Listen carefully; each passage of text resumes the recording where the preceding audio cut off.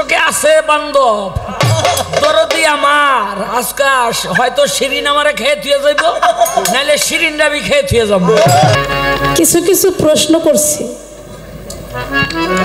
আপনারা প্রশ্নগুলো শুনে অনেক খুশি হয়ে গেছেন গা এই আরম্ভ হয় আমি জানতে চাই মায়া গো কিয়ামত শুরু হয় কই থেকে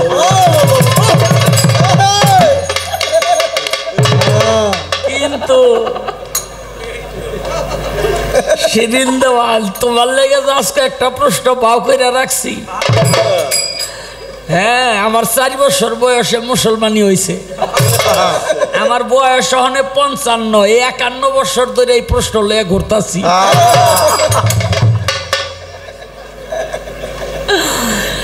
আপনারা খেয়াল করে দেখেন যারা মুসলমান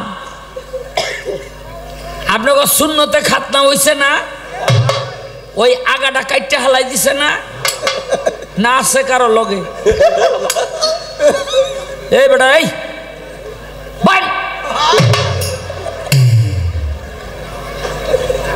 আমার গান শোনার লাগা হুর গোলমান ফেরেস্তারা খারই থাকে হারে পাছা দিয়া যায় কে আসেনি এই যে সুন্নতে খতনা কইরা এই যে হালাই দিলেন হ্যাঁ এটা ওই রকমই আছে না পয়সা গেছে এই ওইটা ওরকমই আছে না পয়সা গেছে না ওইটা পয়সা মাটির লগে মিশা গেছে গা তার মানে পুরুষের কিয়ামতরা আরম্ভ হইল ছোট বাচ্চাদের নুনুর আগাটার থেকে কি পুরুষের কিয়ামতরা ওখান থেকেই আরম্ভ হয় আমি জানতে চাই মায়া গো কিয়ামত শুরু হয় কই থেকে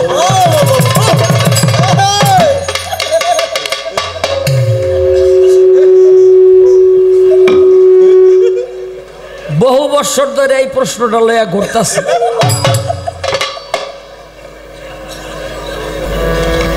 এই এইলো একটা প্রশ্ন করলাম এই প্রশ্ন জীবনে কেউ শুনছেন না শুন না থাকলে আজকে আমি গান ছেড়ে দেব শুনছেন আরে দুইটা আরো আছে আরো স্টকে আছে বান্ধব দরদি আমার আজকাশ হয়তো শিরিন আমারে খেয়ে থুয়ে যাইব নাইলে শিরিন রাবি খেয়ে থুয়ে যাব শাহ আলম সরকারের বাণী শুনিয়া কিছু কিছু প্রশ্ন করছি আপনারা প্রশ্নগুলো শুনে অনেক খুশি হয়ে গেছেন গা কারণ আপনাদের খুশি করার জন্য এই প্রশ্নটা আমার কাছে রাখছি এখন আর কি করব বলেন আমারে যেহেতু এত বড় ভার দিছে আপনাদের দায়িত্বটা আমার উপরে এসে পড়ছে ওই যে সুন্নতে কাটাকাটিটা মনে আছে না বলে আপনাদের সুন্নতে খাতনা ওই কাটাকাটির ভার বোঝা এখন আমার উপরে এসে পড়ছে যাক এত বড় পদবি পাওয়াটা ধন্য মনে করছি হ্যাঁ এখন আবার গান গাওয়া বাদ রাখে এই কামও করুন লাগবো জানেন বলবেন পুরুষদেরকে যখন সুন্নতে খাতনা পড়ানো হয় তখন কিন্তু 16 আনার মধ্যে 1 আনা কাটা হয় এই 1 আনা যে কাটা হয় এই 1 আনা কাটে কাইটা এটা রাখে কোথায় এবং হচ্ছে এইটা কাটার পর যেটা মুসলমানি করানো হয় আর কি বুঝছেন না মুসলমানি করানোর সময় 1 আনা কাটা হয় ওইটা কোথায় রাখা হয় আবার ওইটাকে জানাজার পড়ানো হয় এই জানাজারটা পড়ানো হয় কি বলে ঠিক আছে তারপরে তার কথা হচ্ছে আমাদের তো এবার মুসলমানি করাইলো বুঝলাম, পুরুষদেরকে যখন নাকি কাটাকাটিটা করে তখন কিয়ামতটা এক প্রকার ওখানে শুরু হয়ে গেল। তাই তোমরা যে মাইয়া মানুষ, আমার জীবনও আমি এই কথা শুনি নাই। আমার এত বছরের গানের অভিজ্ঞতায় আমি এই কথা শুনি নাই। একদম নতুন কথা। তুমি বলবা শিরিন দেওয়ান, দুইটা উপাধি দিছে, একটা না। সিংগার মানিকগঞ্জের শিরিন দেওয়ান রূপের রানী, সিংগার মানিকগঞ্জের শিরিন দেওয়ান সুরের রানী। আমি ধন্য, আমি রূপেরও রানী না, আমি সুরেরও রানী না। তবে উনি একজন সাধক বিজ্ঞ, একজন শিল্পী হিসাবে আমাকে উপাধি দিয়েছেন দুটি উপাধি পেয়ে আমি আমার নিজের শিল্পিত্বটাকে ধন্য মনে করছি। বলছে মানিকগঞ্জের শিরিন দেওয়ান, তুমি বলবা তুমিও তো একটা মাইয়া মানুষ, তাই মাইয়া মানুষ এই তাদেরকেও তো আল্লাহ তাআলা এই গুণ দিয়ে পাঠিয়েছে, দেহ দিয়ে পাঠিয়েছে, তো তাদের কি মুসলমানি করানো হয় কিনা? যদি করানো হয় তাহলে কিভাবে সেটা? এই প্রমাণটা তুমি দিবা, ঠিক আছে? প্রশ্নটা তো জীবনে আপনি কাউকে করেন নাই, বললেন শোনেনও নাই প্রশ্নের উত্তরটা। আমি ইনশাল্লাহ বুসাই পাগলার দরবারে এই প্রশ্নের উত্তরটা দিয়ে তার জন্য। ব্যাপার না বলে ব্যাপার কি বলেন? বলছে না যে হয়তো তোমার আমি খাইয়া থুয়ে যাবো, নইলে তুমি আমারে খাইয়া থুয়ে যাইবা। শোনেন, যা খাওয়ার খাইছেন, যে জায়গা থেকে খাইতেছেন ওই জায়গায় থাকেন, এত দূর পর্যন্ত আইসেন না। কারণ সব জিনিস কিন্তু খাইয়া হজম করা যায় না। কি বলেন? সব জিনিস খেয়ে হজম করা যায় না। সব ফুল দিয়ে গরুর পূজা হয় না। কে বাজান? হ্যাঁ, ঝরা ফুলে হয় না পূজা, ঝরার আগেই তুলিতে হয়। সে ফুলে মোর দিন দয়াময়। কি কথা ঠিক কিনা বলেন? হ্যাঁ, শাহ আলম ভাই, আপনি কি করবেন আপনার ব্যাপার, কিন্তু আমি এই সমস্ত ইতে নাই, সাধক লাইনে আছি। হ্যাঁ, এই খাওয়া খইয়ের মধ্যে আমি নাই। আপনি যা পারেন তা করেন গা একলা একলা। আমি প্রশ্নের জবাবগুলো দিব, গান গাবো, কিন্তু আমার আসলে ওই দিকে এখন আর আমার মন নাই। আমি খুব ত্যাগী, বর্তমানে আমি ভোগী নই। আমি খুব ত্যাগী, আমি বর্তমানে ভোগী নই। এই কথাটা আপনি মনে রাখেন, এটা আমার রশিদ চাঁদের দোয়ায়। যে বললেন না, নিজেকে নিজে কন্ট্রোল রাখা, আমিত্বটাকে বাধ্য করা, নিজের ভিতর থেকে কলুষ পরিহার করা, এটা সাধকের বাণী ছাড়া ওই বাণীর মাধ্যমে ক্ষমতার জোরেই তাহা কন্ট্রোল করা যায়। কি কথা ঠিক কিনা বাজান বলেন? সাধন বাজান না জানলে আপনার লাইন বাঁকা হয়ে যাবে, লাইন ঠিক থাকবে না। ওই যে গানেই তো বলছে, হ্যাঁ, নিরিক বান্দরে দুই নয়নে ভইল না মন তাহারে। আগে নিজেকে নিজে তুমি চিনো জানো, তারপরে তুমি তোমার গুরুকে চিনো এবং জানো। তুমি তোমার নফসকে বাধ্য করো, নফস আম্মারাকে তুমি বাধ্য করিতে পারলে তবেই তুমি একজন সূক্ষ্ম মানুষ হবে। সেটা হওয়ার একটাই উপায়, সেটা হচ্ছে সহজ মানুষ ভোজে দেখ না রে মন দিব্য জ্ঞানী। আমার দয়াল বাবা আব্দুর রশিদ সরকার ছিলেন একজন পরশ রতন। পরশ রতনের সঙ্গ যে কয় বৎসরই করছি, বাবা দোয়া করে দিছে। বাবা যেভাবে বাণী দিয়ে গেছে তার বাণীটা ধরে রাখার চেষ্টা করি, যেন ওইভাবেই পারি। কুদিকে জানি কুমন্ত্র নাই জানি আমার ঘিরে না ধরে, আর কুমন্ত্র নাই কুজালে আমি যেন ফেসে না যাই। একটি গান করি, তারপরে প্রশ্নের জবাবগুলো পরে দিব।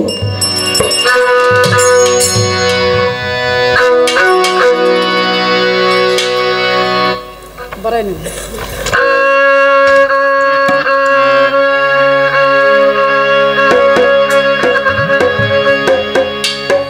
আগের মতো নাইতা মনি, আগের মতো নাইতা মনি, মানুষের ইমান শেখ জামানা, কিয়ামতের নমুনা নমুনা, কিয়ামতের নমুনা।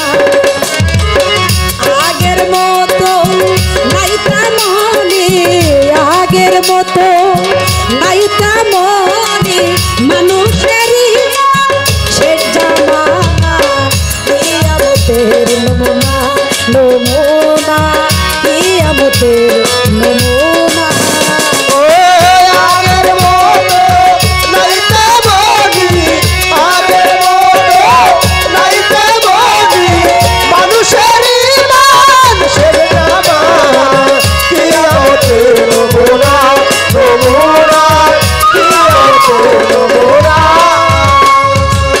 কিয়ামতের আগে হাদিসে শুনি, উঠিবে উঠিবে মোর নবীজির বাণী। কিয়ামতের আগে উঠিবে উঠিবে, কিয়ামতের আগে হাদিসে শুনি, উঠিবে উঠিবে মোর নবীজির বাণী। প্রথমে ঈমান উঠিবে সুবহান,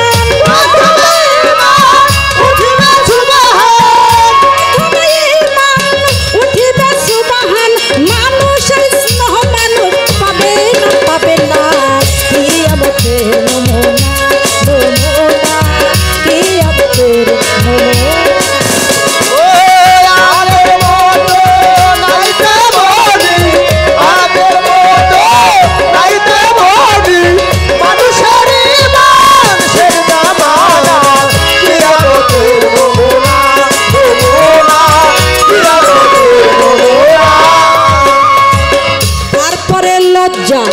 উঠিবে ভদ্রতা, বড়র প্রতি ছোটর রবে না মর্যাদা। তারপরে লজ্জা, উঠিবে ভদ্রতা, বড়র প্রতি ছোটর রবে না মর্যাদা। তারপরে লজ্জা, উঠিবে ভদ্রতা, বড়র প্রতি ছোটর রবে না মর্যাদা। রবে না তুমি, রবে না আমি, রবে না তুমি, রবে না আমি, রবে না তুমি, রবে না আমি। মানুষের ঈমান থাকবে না থাকবে না, কিয়ামতের নমুনা নমুনা, কিয়ামতের নমুনা।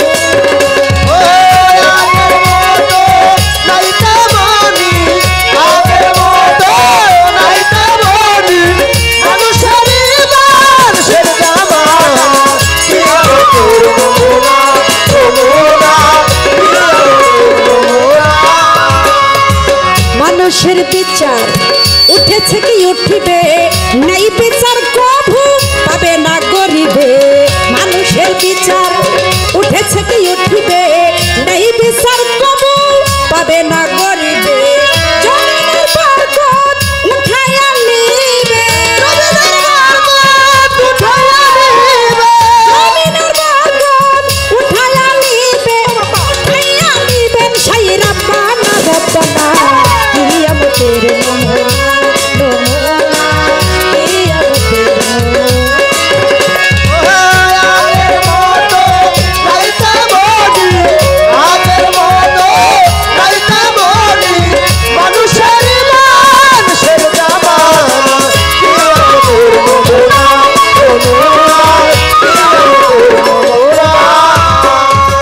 ষষ্ঠমে মানুষ ভুলিবে দরিদ্র দাম, ধনীর বাড়িতে ধন পর্বত সম্মান।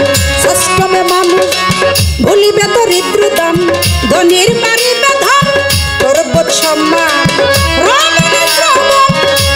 ইসলামী জ্ঞান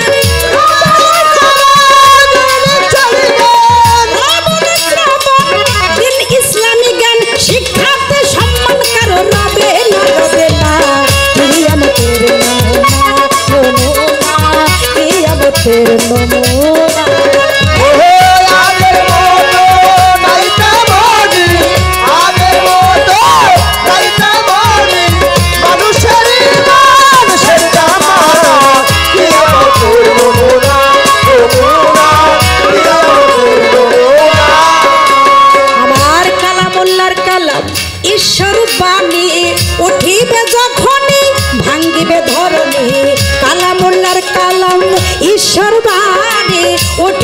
যখনই ভাঙিবে ধরণী রবে না তুমি, রবে না আমি, রবে না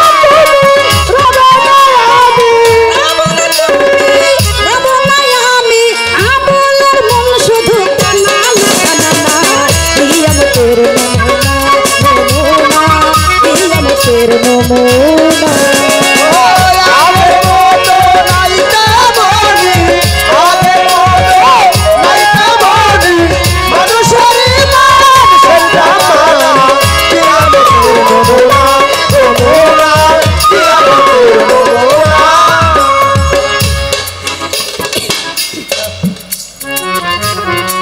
আমার এবার প্রশ্নের জবাবটা দিতে হবে। আপনারা জ্ঞানী মানুষ, গুণী মানুষ, এত জ্ঞানী গুণী মানুষের সামনে কথা বলতেও ভয় লাগছে, তবে কথাটা মিলাই নেবেন আমার সাথে। প্রথমে আমি জবাবটা করছি, পুরুষের যেইভাবে ফেতনা দেওয়া হয় মেয়েদেরকে কিভাবে দেওয়া হয়। তাহলে শাহ আলম ভাই এবার শুনেন, আদম আলাইহিস সালামকে যখন আমার আল্লাহ তাআলা সৃষ্টি করলেন, খুবই খুবই মনে বাঞ্ছা করলেন যে আদমকে আমি সৃষ্টি করিব।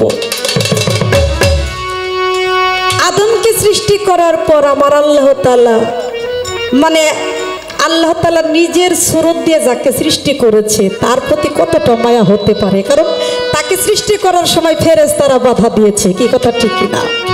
তাকে সৃষ্টি করার সময় অনেকেই বাধা সৃষ্টি করেছে, যে ফেরেশতারা বলেছিল, 70,000 ফেরেশতারা বলেছিল, হে আমার পরওয়ারদিগার, আমরাই তো আপনার যথেষ্ট সেবার জন্য, আমরাই তো আপনার ইবাদত করছি, আপনি কেন আবার নতুন করে আদম সৃষ্টি করতে চান?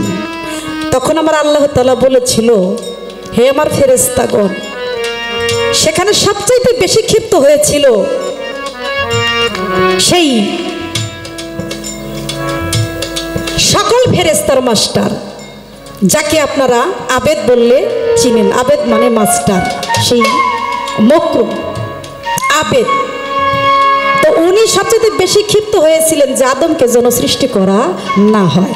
আমার আল্লাহ তাআলা বলল, হে মকরুম, আমি যাহা বুঝি তুমি তাহা বুঝো না, আমার মনে বাঞ্ছা জাগছে তাই আমি আদমকে সৃষ্টি করি, তুমি এই বিষয়ে কোনো কিছু আমাকে বলতে পারবা না। যাই হোক, আদমকে আল্লাহ তাআলা সৃষ্টি করে বেহেশতের মধ্যে রেখে দিলেন। আদম মনে মনে চিন্তা করে, আমাকে এখানে রেখে দিল, একা একা আমার ভালো লাগে না। তো আল্লাহ তাআলা তো অন্তর্যামী, উনি সব কিছুই বোঝে। আদমকে বলছে, হে আদম, তুমি এত মন খারাপ করে কেন বসে আছো? তুমি যদি কোনো কারণে তোমার মন খারাপ থাকে, বা তোমার মাঝে যদি কোনো রকমের আল্লাহর দেওয়া যদি কোনো আদেশ থাকে, সেই আদেশ যদি তুমি অমান্য করো, তবে তার জন্য তোমার মুক্তির ব্যবস্থা আছে, কিন্তু তুমি মন খারাপ করো না। আদম বলল, আমার মুক্তির ব্যবস্থা কিভাবে? যে আপনার আদেশ অমান্য করলেও আমার মুক্তির ব্যবস্থা আছে। তখন আমার আল্লাহ তাআলা বললেন, আরশের মধ্যে লেখা আছে আমার দুস্তের কলেমা, আরশের মধ্যে লেখা আছে দুস্তের কলেমা। কি কলেমা? আমার নবীজির নাম দিয়ে আর হচ্ছে আমার আল্লাহর নাম দিয়ে, লা ইলাহা ইল্লাল্লাহ মুহাম্মদ রাসূলুল্লাহ সাল্লাল্লাহু আলাইহি ওয়াসাল্লাম। তো এই কালেমাটা যদি তুমি পাঠ করো, তাহলে আল্লাহর দেওয়া হুকুম আদেশ যদি তুমি অমান্য করো, আমার এই দুস্তের কলেমার কারণে, আমার এই দুস্তের দুরূদ শরীফের কারণে তোমার পাপ মোচন হয়ে যাবে। সুবহানাল্লাহ, কত বড় কথা দেখেন। এই কথা বলার পরেও আদম ক্ষান্ত নয়, এই কথা বলার পরেও আদম খুশি নয়। দেখেন কত বড় বিষয়, যে আপনি যদি পাপ করেন, পাপ থেকে মুক্তি পাওয়ার জন্য আল্লাহ তাআলা কত সুন্দর একটা ব্যবস্থা করে রেখেছে, তারপরেও সে সন্তুষ্ট না। মানে হচ্ছে, বুঝেনি তো, উনি যা চাচ্ছে আল্লাহ তাআলা তা দিচ্ছে না। এই জন্য আপনার যত ধরনের সুযোগ সুবিধা দেয়, কোনোটাই তিনি খুশি নন। আল্লাহ তাআলা তখন বলল, ফেরেশতার মাধ্যমে মানে পাঠায় দিল জিব্রাইলকে, হে জিব্রাইল তুমি যাও শুনে আসো আমার আদম কেন মুখটা তো মলিন করে রয়েছে। তখন আদম আলাইহিস সালাম ব্যক্ত করলেন যে আমি কি কারণে দুঃখ পেয়েছি এটা আমার প্রভুই তাহা ভালো জানে। কিছু আলোচনা করে কিছুক্ষণ পর ঘুমিয়ে গেছে। ঘুমিয়ে যাওয়ার পর আমার প্রভু তো অন্তর্যামী, সে তো বান্দার অবস্থা ব্যবস্থা সবকিছুই বুঝে নাকি। আমাকে সৃষ্টি করেছে, আমি কি চাচ্ছি, আমার দিন কিভাবে যাচ্ছে, আমি যে কিসে খুশি এটা আমার আল্লাহ অবশ্যই কিন্তু জানে। ওই যে একটা কথা আছে না যে আল্লাহর কাছে যদি কোনো কিছু মন থেকে কেউ মনে মনে আল্লাহর কাছে কিছু চায়, আমার আল্লাহ তাকে নিরাশ করে না।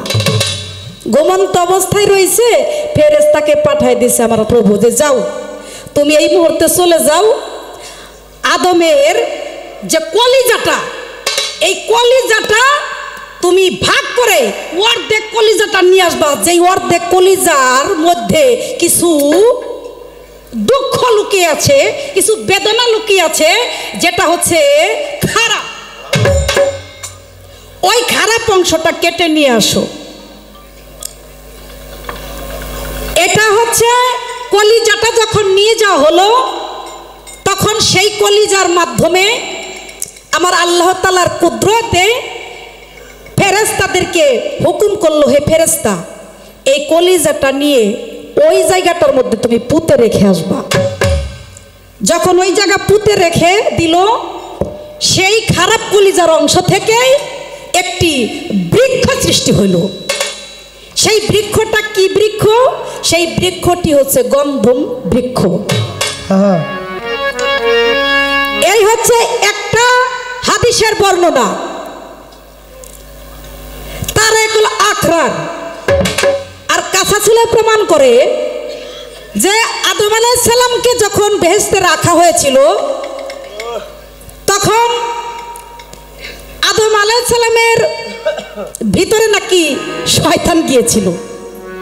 তো শয়তান ঢুকে অন্ধকারে কিছুই দেখতে পারে না, তখন নাকি ভিতরে না দেখার কারণে একটু থুতু ফেলে এসেছিল।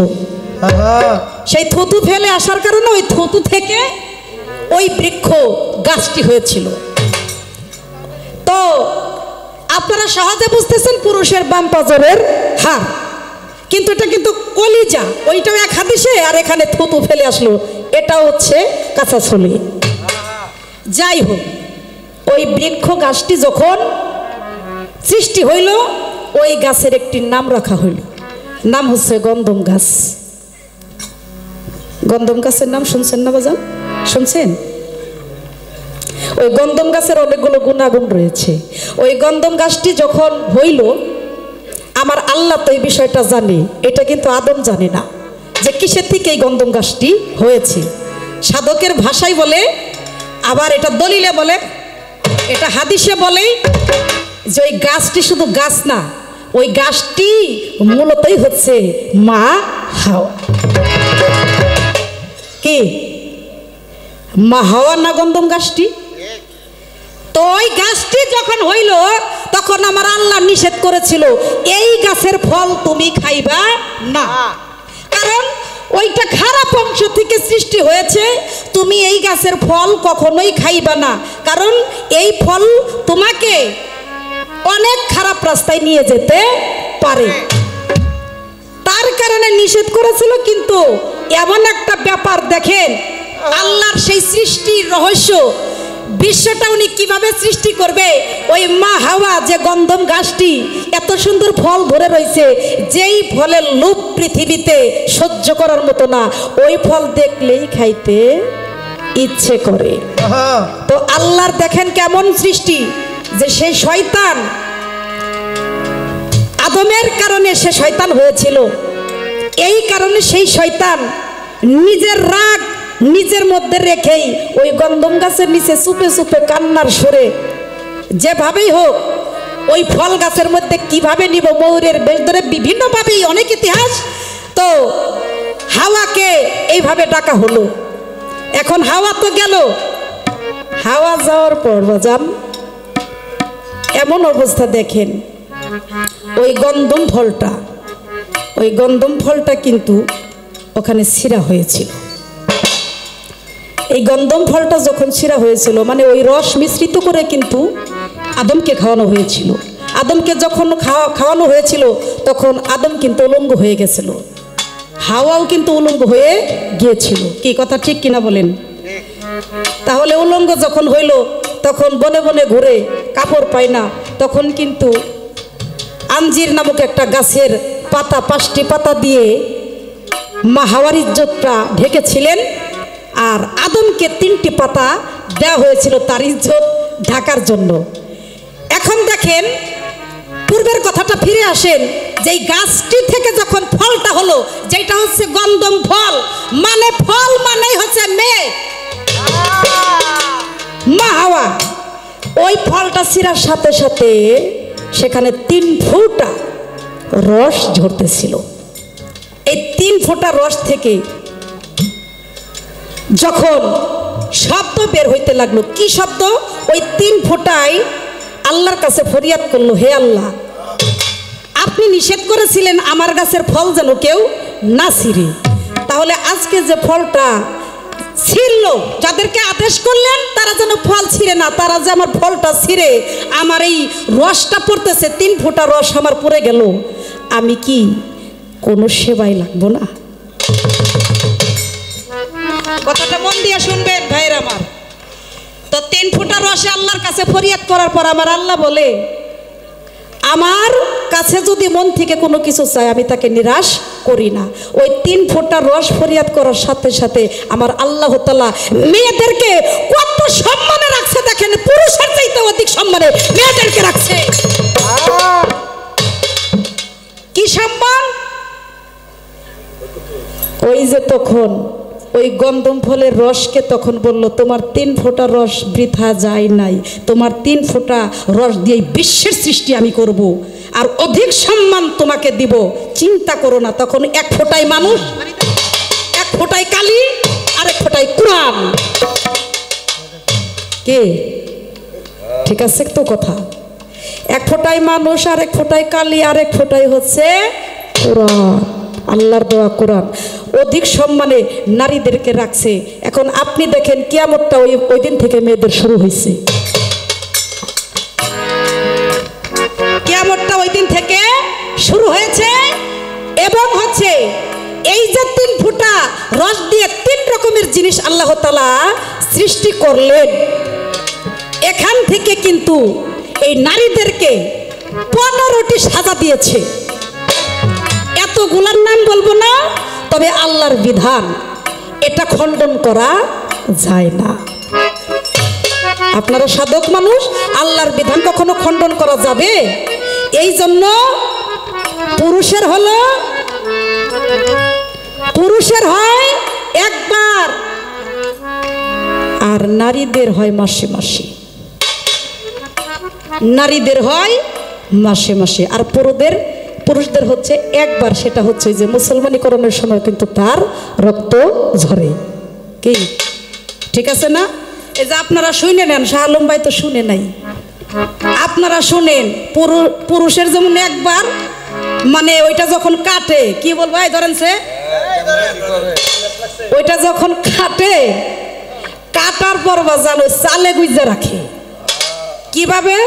কলার পাতায় পেঁচায়। শাহ আলম ভাই, এই যে আপনার ওইটা মুসলমানি করার সময় কলার পাতার মধ্যে রাখে, ছোট্ট একটা জিনিস কলার পাতার মধ্যে রেখে পেঁচাইয়া, তারপরে ওই যে মা বোনরা বলে না যে ঘরের চাল, যাই হোক যেভাবেই বুঝে, ঘরের চালের উপরে রাখে। এইবার তার জানাজার দেয় কি দিয়ে জানেন? হ্যাঁ, তার জানাজার দেয় হলো ওই যে যখন কাটে, ওই কাটার সময় চোখ বন্ধ করে তো রাখে, ছোট মানুষে তো আর কিছু বোঝে না, তখন ওই কাটার সময় বলে, বলো বলো বলো লা ইলাহা ইল্লাল্লাহু মুহাম্মাদুর রাসূলুল্লাহ।